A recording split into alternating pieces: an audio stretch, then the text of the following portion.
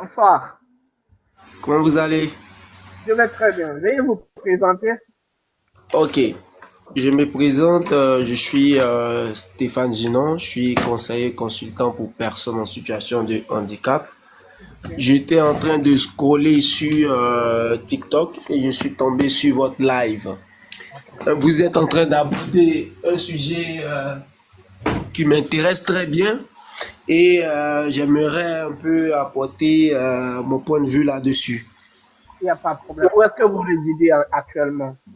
Oui, moi je suis en Côte d'Ivoire. En Côte d'Ivoire. Ok, il n'y a pas de problème. Voilà. Il faut préciser aussi que je suis conseiller consultant pour personnes en situation de handicap. Je Très suis bien, très bien. RH, voilà, je suis RH dans un complexe hôtelier de la place, dans un groupe hôtelier plutôt. Et aussi, je suis personne aussi en situation de handicap. Ok, ça c'est Ok. bien ça. Donc il va Voilà. falloir qu'on vous invite dans nos différentes émissions. Je ne sais pas si c'est la première fois que vous tombez sur ce compte TikTok Health Studio. Techniquement, c'est un compte pour les personnes en situation de handicap. Nous avons des différentes émissions que nous passons, le talk show sur Facebook, et nous avons des interviews que nous tenons aussi. Il y a eu des personnes même, des Ivoiriens qui sont passés dans nos émissions que nous organisons chaque samedi et dimanche à partir de 17h GMT. Donc, c'est très intéressant ce que vous faites. Parlez-nous un peu étant consultant, quels sont les sujets qui viennent souvent sur votre table? Il y a le sujet de l'inclusion, c'est-à-dire l'insertion pour les personnes en situation de handicap dans le milieu professionnel. Il y a le sujet de l'amour, voilà. Et aussi, généralement, les sujets qui reviennent, c'est l'intégration même et l'épanouissement des personnes en situation de handicap en société. Bien, c'est très bien dit. Euh, Par exemple, vous avez écouté un peu Bilgissa, qui est Miss Handicap aussi, elle réside en Guinée. Elle nous parlait un peu d'un projet sur comment faciliter, faciliter l'amour ou bien l'accès à l'amour, hein, si je peux me Mm. permettre de le dire ainsi, aux Oui, oui. femmes et Voilà. aux hommes handicapés. Quel conseil pouvez-vous donner? Qu'est-ce qui peut faciliter ce clic En entre fait, Bon, bien avant, voilà. Bonsoir, monsieur, vous allez bien, j'espère? oui, je vais bien. Ok, bienvenue sur notre page.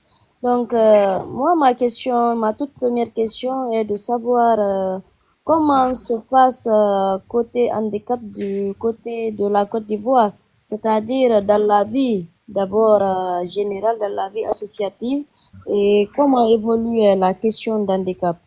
Est-ce que les personnes en situation de handicap, le gouvernement prennent leurs responsabilités vis-à-vis de cette couche? Oui, effectivement, le gouvernement prend ses responsabilités vis-à-vis de cette couche. Il faut dire que, bien vrai que on sait comment généralement les sociétés fonctionnent en Afrique. Nous ne sommes pas en Occident où les choses sont faites généralement pour le droit de tous. Voilà. Sinon, en Côte d'Ivoire, il existe un concours dérogatoire pour les personnes en situation de handicap en fait. Voilà, donc c'est un concours où on prend, je crois bien, 1000 personnes en situation de handicap et on les insère à la fonction publique. ça, c'est Ok. chaque année ou bien c'est chaque Oui, fois c'est qu'il chaque année, chaque année, y a recrutement? chaque D'accord, année. mais il y a un quota à voter déjà. Oui, Parce que oui, nous, on aurait appris que c'était entre 200 et 300, mais donc ça va jusqu'à 1000. C'est intéressant, ça, alors. ouais, ouais. Ça, c'est bien. Voilà. Merci au Donc, papa Ouattara, oui.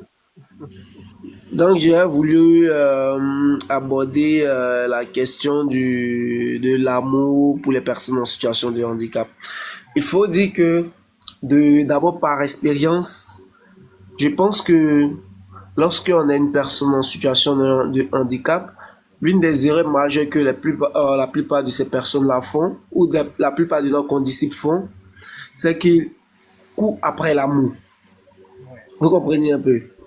Ils courent après l'amour. Et lorsque vous êtes en quête de l'amour, il est très difficile de tomber sur une personne qui sera prête à vous ouvrir son cœur, en fait. Vous comprenez?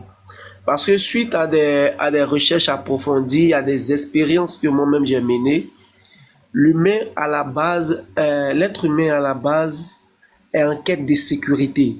La femme ou l'homme que nous sommes toujours en quête de sécurité. Qui voudra se mettre en relation avec une personne qui manque d'abord au préalable de confiance en lui? Personne. Vous comprenez? Donc, moi, suite à cela, depuis l'adolescence, quand on était adolescent, ce sont des expériences que j'ai vécues, j'ai étudié, j'ai cherché à comprendre en fait. Vous comprenez? Pour trouver l'amour, peu importe votre handicap, il est possible de trouver l'amour. Vous pouvez être dans une chaise roulante et vous fiancer même à soit la fille de Michelle Obama en fait.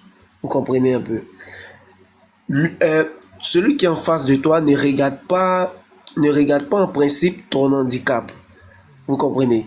Donc, toi en tant que personne en situation de handicap, vous devez lui montrer le facteur confiance et estime de vous.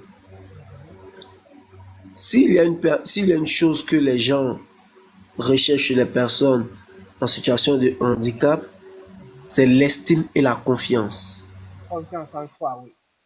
Voilà. Mais il faut dire que, faut arrêter de constater que beaucoup de personnes en situation de handicap manquent cruellement de confiance en eux. Maintenant, ici, si nous essayons déjà, on essaie de souligner les problèmes. Et si on souligne, par exemple, le manque d'estime en soi, la confiance en soi et ce manque d'audace chez la personne en situation de handicap. Selon vous, comment il faut corriger cela en un premier temps pour que les autres étapes ou à l'accès à l'amour et autres, à l'emploi et tout ce qui s'ensuit, comment, comment faciliter cela pour la personne handicapée? Comment résoudre ce problème de manque d'estime en soi et avoir d'audace? Vous savez, tout part de l'état d'esprit en général. Okay. Tout part de l'état d'esprit.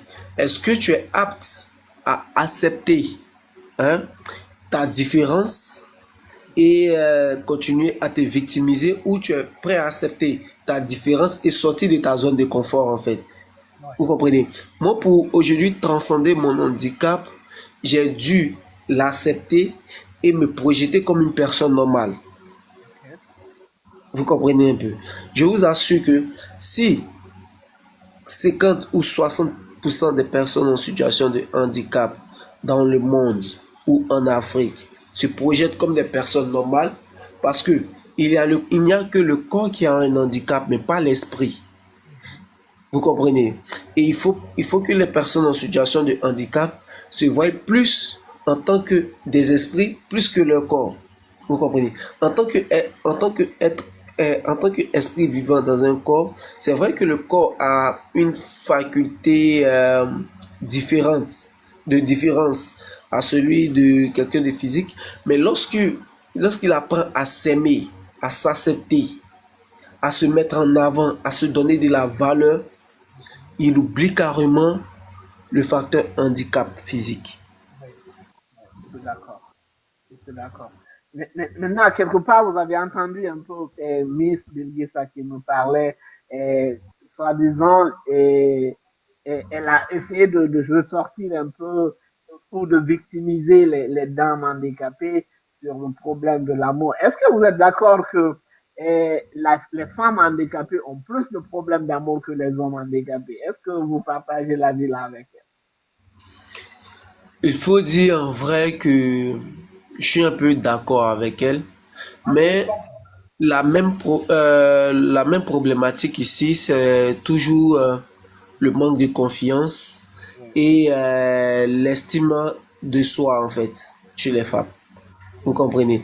Les femmes, généralement, il faut dire que sur l'aspect psychologique, hein, les hommes sont plus forts que les femmes mentalement. Oui. Vous comprenez un peu? Donc, ce qui fait qu'aujourd'hui, une femme en situation de handicap et une femme, un homme en situation de handicap a cette facilité-là de trouver l'amour par rapport aux femmes en fait. Parce que la femme, elle va se dire que généralement, ce sont les hommes qui doivent venir vers elle. Mais comment va-t-elle faire pour être séduisante? Vous comprenez un peu?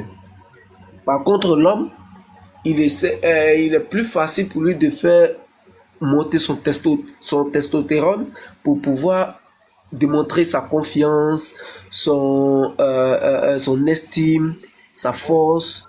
Vous comprenez un peu. Mais sur le côté de la femme, je pense que si je devais apporter mon avis sur le sujet, je dirais que peu importe ton handicap en tant que femme, il faut te baser plus sur Les euh, valeurs. voilà, tes valeurs, tes principes, Ouais. hein, C'est ça, oui. ton savoir-faire, ton intelligence. Vous comprenez? Il y a des petits éléments qui feront que peu importe ton handicap en tant que femme, qui attireront des hommes vers toi en fait. Ça, c'est important. Vous comprenez un peu?